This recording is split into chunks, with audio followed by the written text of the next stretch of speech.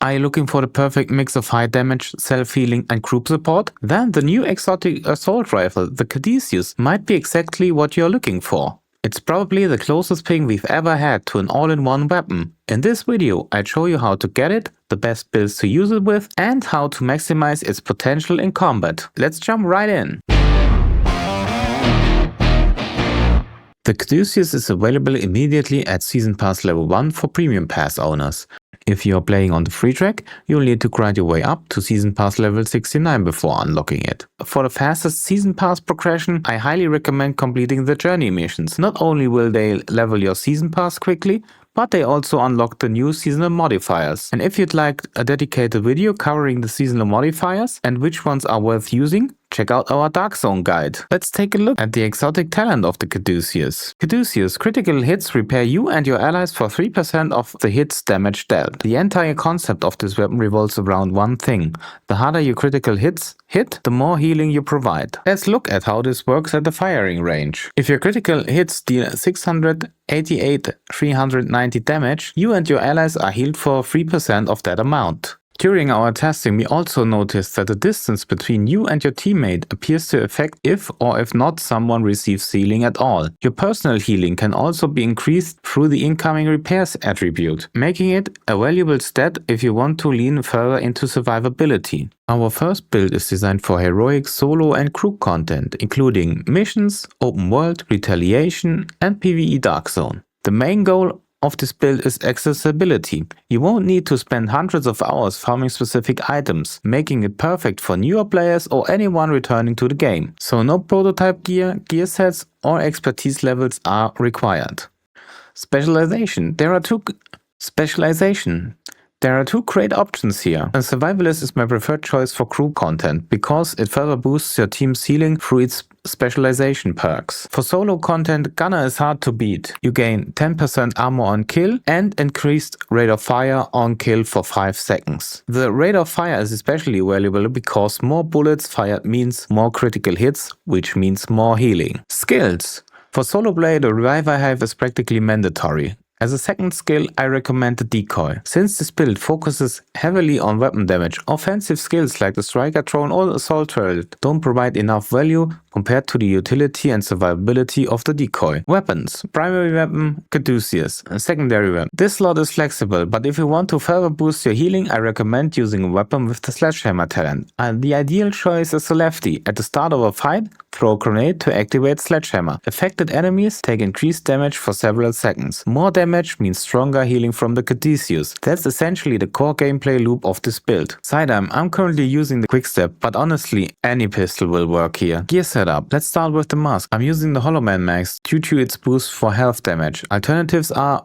Fenris for additional assault rifle damage or Richter and Kaiser for increased self-healing.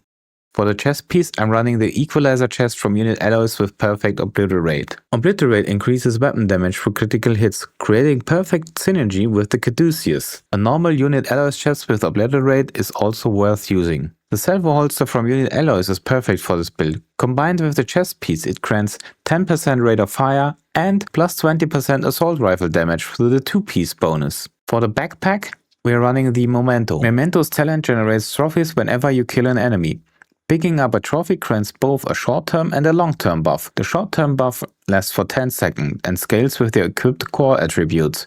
Plus 5% weapon damage for each red core, plus 10% bonus armor for each blue core, and plus 5% skill efficiency for each yellow core. In addition, every trophy collected contributes to a long-term buff that lasts for 300 seconds, granting plus 1% weapon damage, plus 0.1% armor regeneration and plus 1% skill efficiency. The extra weapon damage helps us hit harder, which directly translates into stronger healing from the Caduceus. On top of that, the bonus armor and armor regeneration add a significant amount of survivability, making Memento one of the strongest backpack options for this build. For the gloves, we are using Grupo Sombra gloves. These provide an additional 13% critical hit damage, making them an easy choice.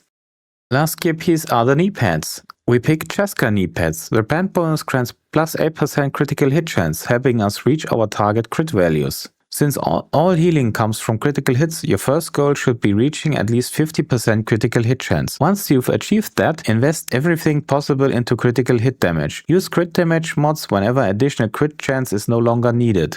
That's it for our beginner's guide. If you have any questions, please write them in the comments. Now let's jump to our advanced build. This build is designed for escalations and requires prototype gear. In its current state, it performs comfortably up to tier 5, while providing excellent team healing and strong damage output. This build is still a work in progress, and I'll be releasing an updated version once I've optimized it for higher tier escalations. For the specialization, I'm running Survivalist. Skills are Reviver Hive and Decoy. Instead of the lefty, I'm using the Stack Broker with the talent Back and Forth. The main idea of the build is to use the Striker gear set. 2-piece bonus plus 15% weapon handling, 3-piece bonus plus 15% rate of fire, and 4 pieces Striker's Gamble. Each hit builds a stack that grants 0.65% weapon damage. The maximum is 100 stacks. If you are using the chest, you can go up to 200 stacks. The bonus of the backpack is that the weapon damage is increased from 0.65% to 0.90%. How to play this build? At the beginning of each engagement, use the Stack Broker to rapidly build your Striker stacks. Once your stacks are established, swap to the Caduceus and start dealing massive damage while simultaneously providing powerful healing to yourself and your team. Now let's have a look at the gear setup. For the mask, I'm using the Striker mask. Moving on to the chest piece, there are two viable options, the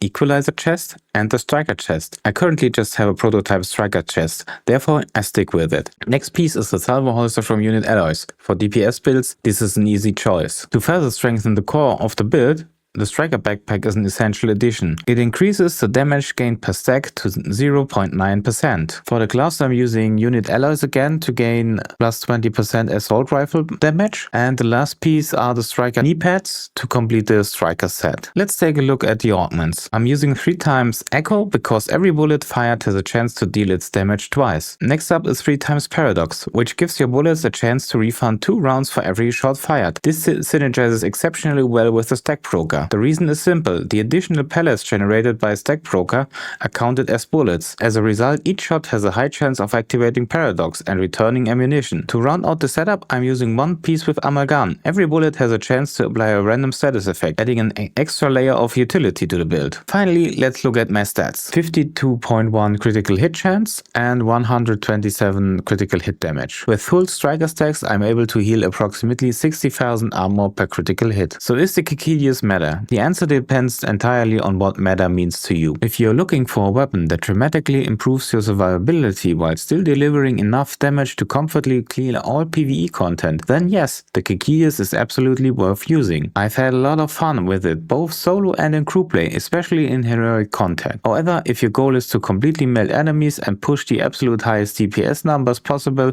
there are stronger options available. In the PvE Dark Zone, the weapon remains viable, but because of PvP normalization, the healing isn't nearly as impactful. Overall, there are better choices for pure survivability and better choices for pure damage. So is the Caduceus meta? For me personally, yes, it perfectly matches my playstyle. Objectively speaking, there are stronger alternatives if you're focusing on pure healing or pure damage. But if you're looking for the perfect balance between both, I think you'll have an amazing time with the Caduceus. What do you think about the Caduceus? Let me know in the comments below.